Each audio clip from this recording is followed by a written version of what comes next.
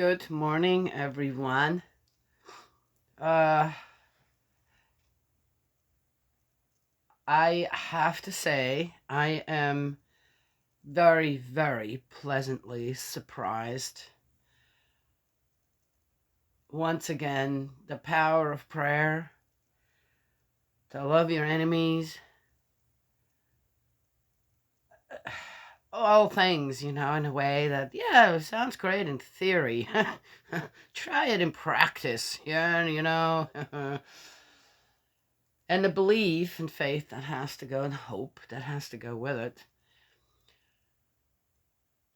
Before the election, yes, it is a little about the election, I also prayed that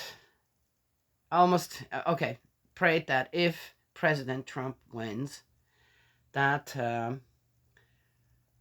that we're not going to see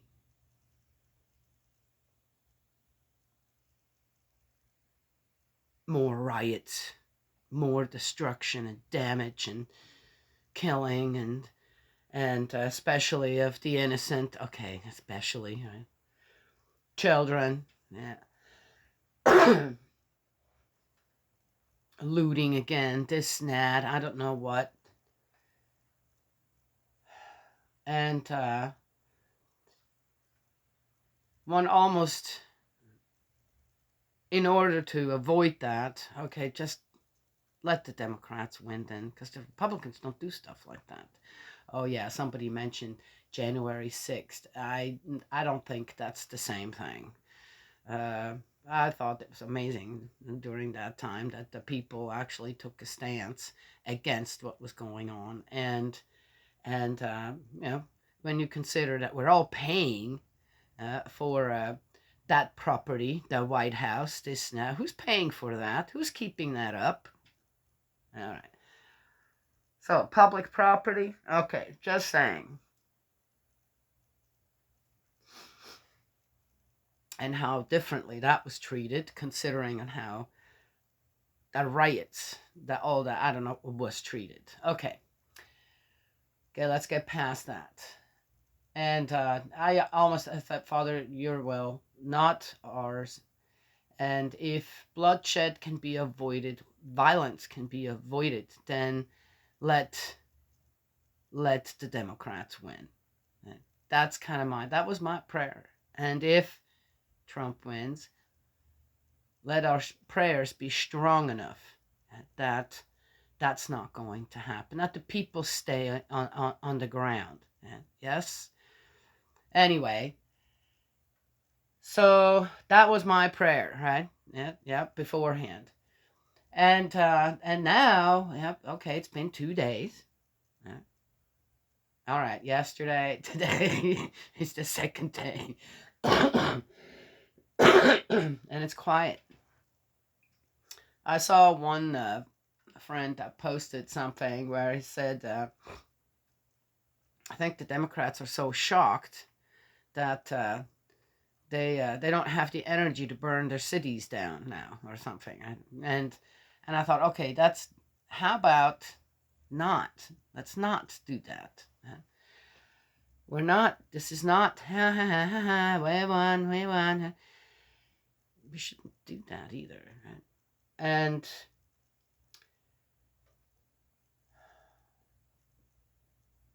what I did see, though, is that when people were asked, Democrats or places where it is Democrat, they mainly voted Democrat, that they don't seem to be all that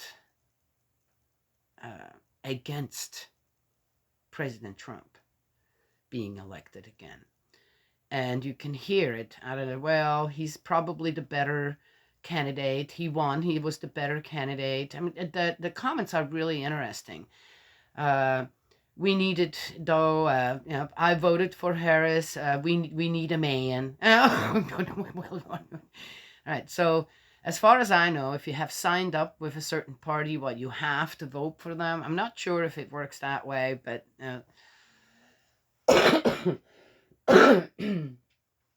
but I think that most Americans are not unhappy with the outcome. And there are reasons for that. Many are, but I did not hear the last time, or the time before we elected a president. We need to unite again. The people of the United States and the states all together, they need to unite again. We should stand as a united people. Yes, I find that interesting. I saw I did go and look. And I picked here and said, okay, let's listen to this one. And I was amazed. I was really amazed. Very happy too.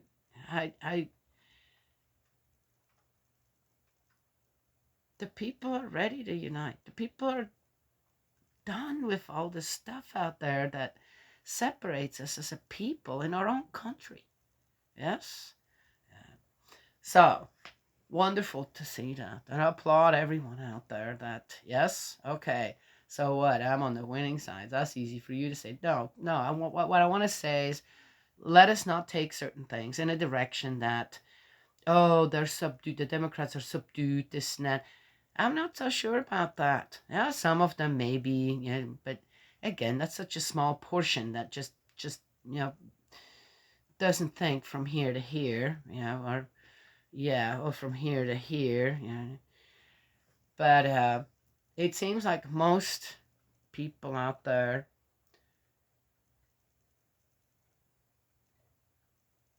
are willing to work together again. Yes, yeah, and that's a good thing. So no, it's really amazing what's going on out there right now, and I love it. I just love it. So I'm gonna keep praying. What am I gonna keep praying for? Unity among the people. Yes, just because we have a Republican again now as a president, which shouldn't even matter if it's a Republican or a Democrat. What does that matter? One person, let the best man win. Okay, that still doesn't make the country. And it is us, the people, who still also need to guide the president. Yes? Oh, with just our own desires. No, what is best for everyone. Everyone. Not just a few out there. Yes?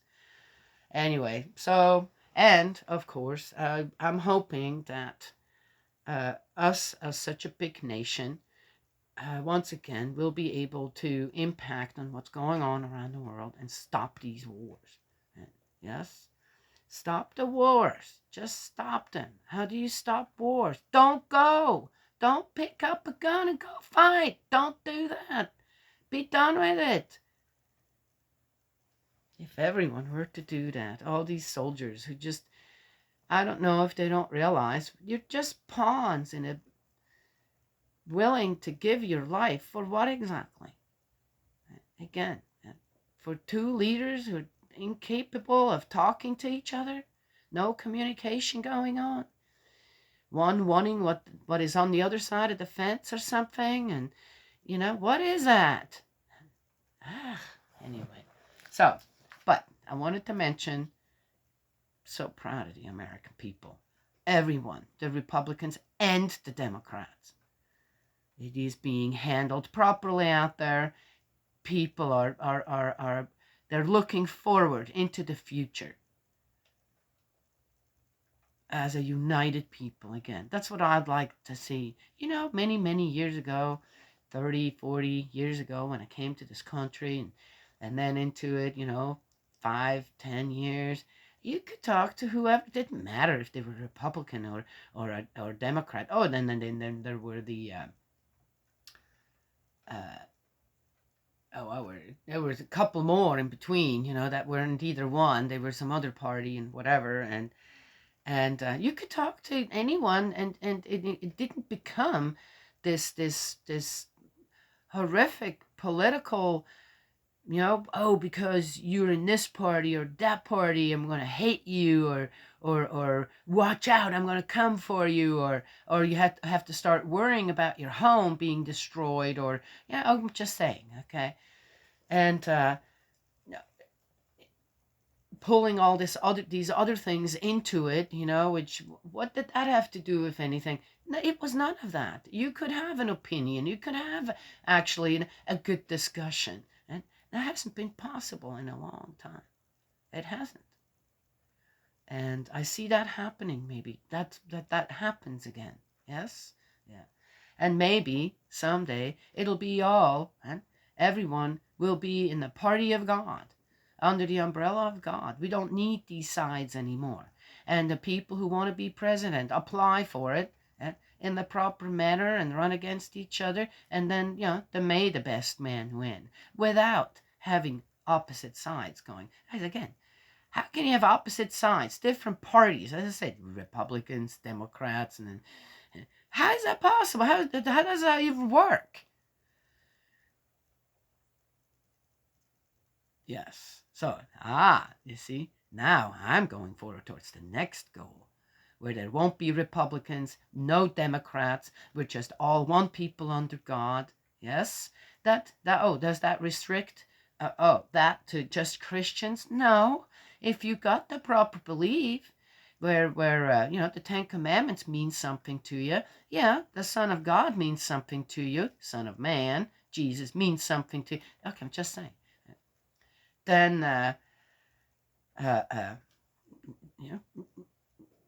what does it matter? I just watched a little clip, and then I'm going to get started here, of a Native American, an older man, who was giving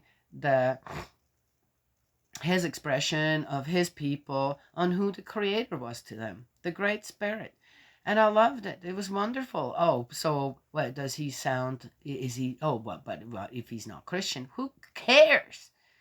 He talked about nature and on how the give and take that we should have, and how the give and take we can have with God in that way. And this is moving. It's very moving. It's very simple. He didn't use big old words or philosophies or theologies or I don't know what. Okay, very simple, and every bit of it was true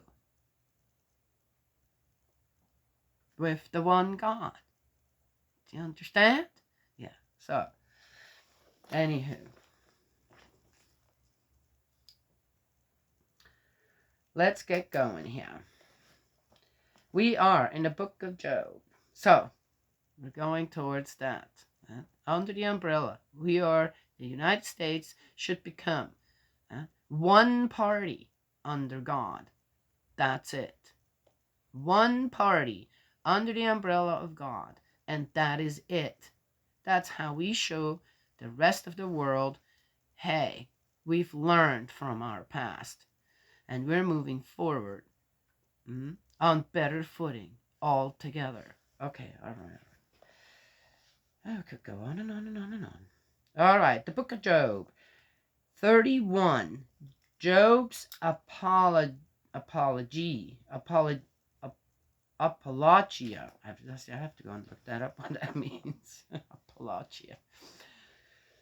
Like the last part of it. Oh, isn't it amazing on how we've read his former happiness was 3 days ago.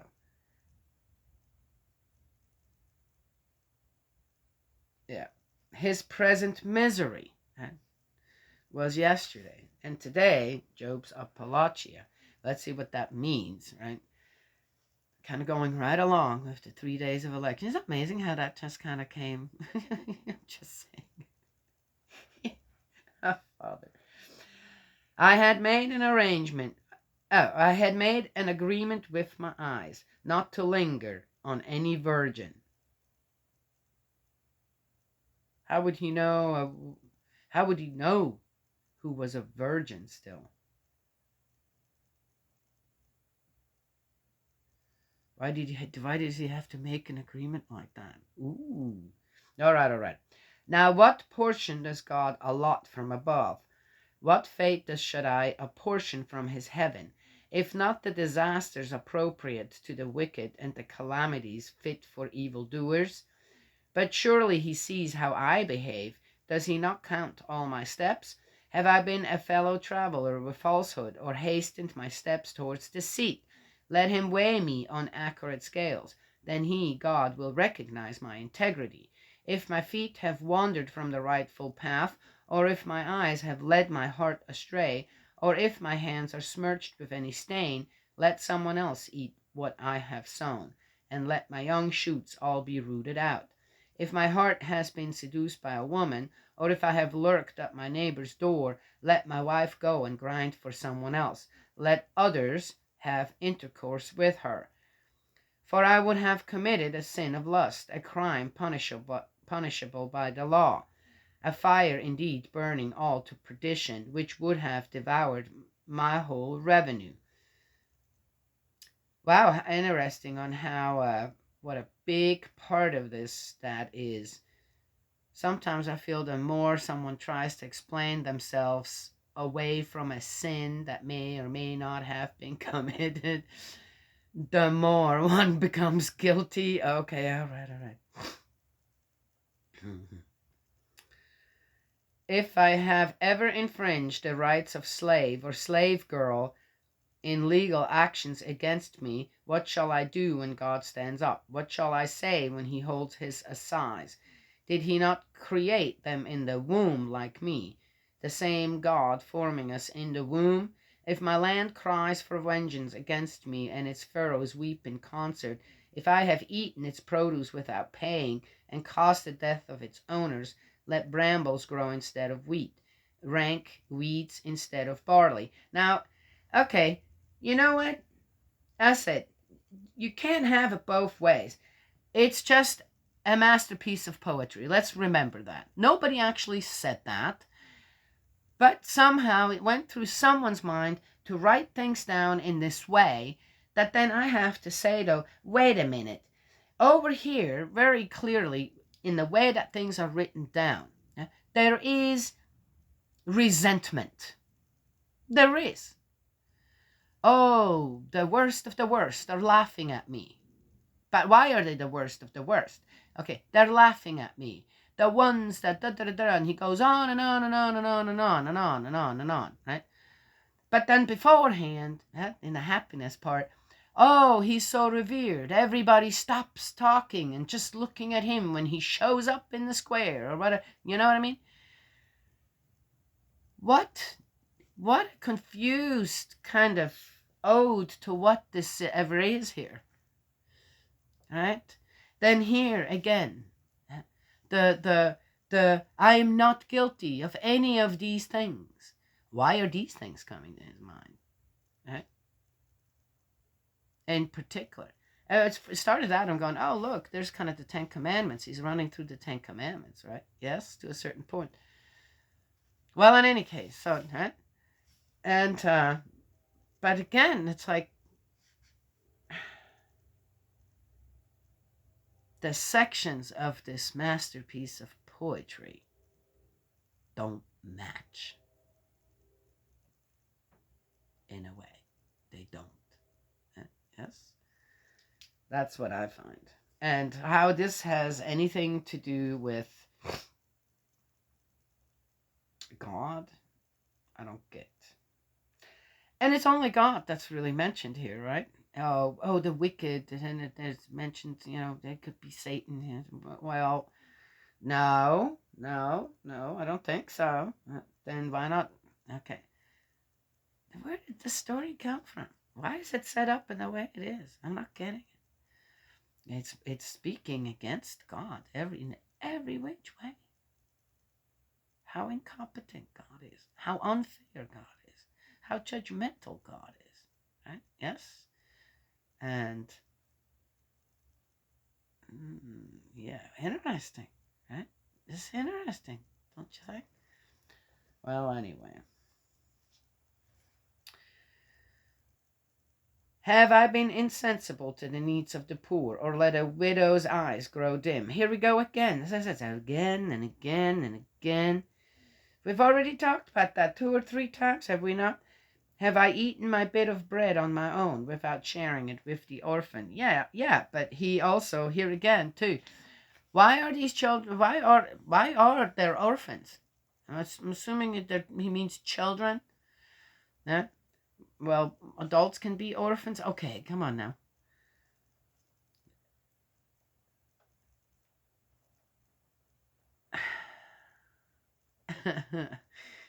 uh, yeah, okay. So that shouldn't even have to be mentioned that you share with your bread or whatever with orphans, with children who have no parents. Right? Then, for one reason or another, they've become orphaned, which means mother and father both are in spirit world. Right? Then, of course, someone should be taking care of these children. Well, who does that? Usually the extended family. So why are there even orphans? Okay, just saying. But he feels all, hey, I've done that. Yeah, and why are you mentioning it now? And have I not mentioned this before? If there weren't any orphans, who would he be sharing his bread with then? Could he use that? I'm just saying. All right, all right. I, whom God has fostered father-like from childhood, and guided since I left my mother's womb, which he also now he says that, but we also know in the beginning he wished that he was never born, and that cursed his mother in a way, right, for having him. Okay, I'm just saying. Have I ever seen a wretch in need of clothing, or the poor with nothing to wear, without his having cause to bless me from his heart, as he felt the warmth of the fleece from my lambs? Have I raised my hand against an orphan? Here we go again, presuming on my credit at the gate. If so, let my shoulder fall from its socket, let my arm break off at the elbow, for the terror of God would fall on me, and I could not then stand my ground before his majesty. Here's the other thing, too. Cause and effect. It is one thing, right? Yes, to hand someone who's hungry a plate of food. It is one thing to hand, give someone a warm coat in the wintertime because they need it, and so on and so on. The thing is, what's the cause of all that? Why are people without clothing out there at that time too? Why don't they have anything to eat? Why are they orphans? What's going on? So here's Joe, if you want to take it that way. Yes, okay, we're still talking about, yes, we just had a new president elected. How do you take care of the people? Here's Job, he's so rich. Okay, again, his own word. He's so rich. He has so much. He's got so many children. He's well regarded to the point of he is the guiding force. And he is it. He's so admired. Okay, what's he doing with it? The barest minimum. He's not saying, hey, what's going on here? If he has that much power, that means he has a lot of power. Lots of power. Yes, among the people, with his status, and financially. Yes, and with goods and whatever. What's he doing? The barest minimum. Feeding orphans. Making sure widows are okay. But the cause of it all. So it wouldn't be needed. All that wouldn't be needed. Orphans wouldn't exist per se. Okay? Everybody would have enough clothing and food. Right? Yes? The sick people would be taken care of. He could change something. He could have the people get together and say, hey, that's what we're expecting of President Trump this time. Of course, we have to do our part too. But as the leader of the country, yes? You're not just, yeah, hey, I lowered your taxes. Okay, got it. I'm wondering if the gas prices are going to go down again once he's inaugurated. Or maybe while the Democrats are still okay, they're going to say, hey, we better lower those gas prices, otherwise, what's going to happen, right? Okay, all right.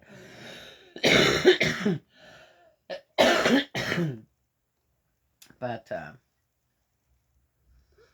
what does a good leader do? Just hand out band-aids, or actually fix the problem? Hmm? Really go back and start studying on, okay, what have we been doing that's creating these problems? And how do we get out of it? Fix it and be done with it. Right? Yes? Anyway, just saying. But what he's doing here, what is he bringing up? All he's doing, he's not fixing a problem, right? Yes, or finding a solution. All he's doing is just how to say,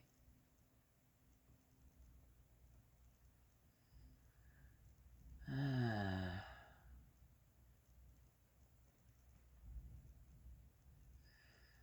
taking care of the effect, right? Yes, cause, but the cause is not addressed, and why? It is as it is.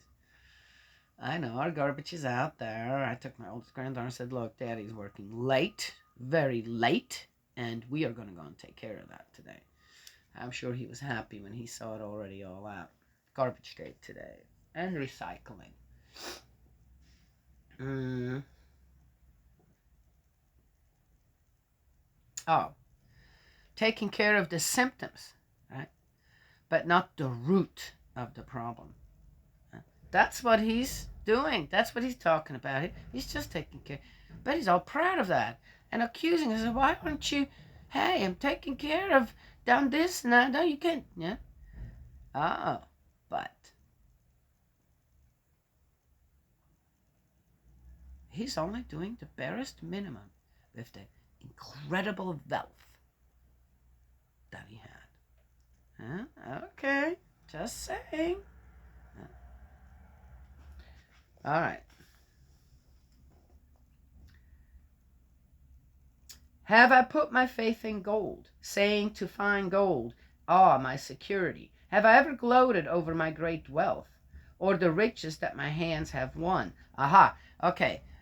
Do you guys remember when he was talking about and how the people admired him, this and that? I'm just saying. Have I ever would he be admired like that, this and that, even though he would try to help if he were in rags, a beggar who was really trying to help everyone as well? Huh? Okay, just saying. Or has the sight, or the riches that my hands have won. Oh, won. Not worked for. Won. What's that all about? Oh, it has to be. It's because it's a masterpiece of poetry. Okay. Could be understood any which way. Or has the sight of the sun in its glory, or the glow of the moon as it walked the sky, secretly stolen my heart, so that I blew them a kiss? That too would be a criminal offense to have denied the supreme God. Have I rejoiced at my enemy's misfortune? Why does he even have to mention that? Aha, you see, if you're doing everything just because you have to, because you're the fear of God, guess what happens? You're not doing it sincerely. Ah. Have I rejoiced at my enemy's misfortune? You needed it to look better, that's for sure. Or exalted when disaster overtook him. Okay. Again, that's oh, I could say so much to that. Again, this is so fallible, the whole thing. When it comes to the other stuff that had been said. Or to lay his life under a curse. The people of my tent, did they not say, well, okay, that's not true. Because what did he do? What did he say about the wicked? Aha. Okay. Just saying, right? Yes. Yeah. Does he remember everything? Probably not. And what he has said? Is he all there, really? Probably not. Okay. But who wrote this down? It wasn't Job. Job never said anything. Job doesn't exist. The people of my tent, did they not say, will anyone name a person whom he has not filled with meat? No stranger ever had to sleep outside. My door was always open to the traveler. Have I ever concealed my transgression from others? I thought he was so good, he never did transgress. So he did. Or kept my fault at secret in my breast. But didn't you just say he did everything always right? Uh-huh. Have I ever stood in fear of common gossip or dreaded any family's contempt, and so kept quiet, not venturing out of doors? Will no one give me a hearing? I have said my last word. Now let Shaddai reply. When my adversary has drafted his writ against me, I shall wear it on my shoulder, and bind it round my head like a royal turban. I shall give him an account of my every step, and go as boldly as a prince to meet him. End of the words of Job. Okay. That's the end of 31. Okay.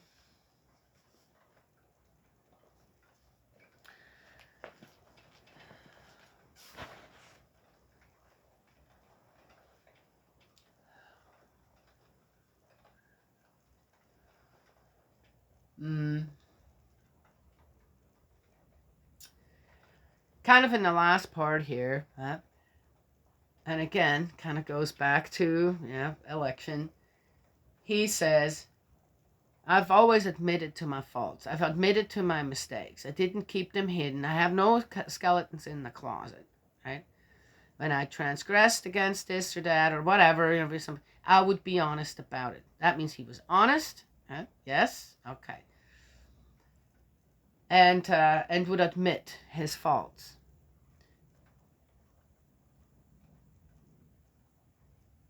That's a good thing. That's a good lesson out of there, right? Yes. I've always taught my children. Okay, I have this for certain things. Nothing serious. Okay, now. Well, if nobody asks, right, and I tell my grandchildren the same. If nobody asks, right, just don't say anything. If it isn't anything really important, I'm just saying. But if you're being asked, you don't lie. You always tell the truth. Oh. Well, is that being honest? Well, sometimes when tempers just run high, this and that, it's just better to wait. Well, yeah. So what happened to that cup? 3 months later. What happened to that cup? I can't find that cup. Well, it broke. You broke it? Yeah, 3 months ago.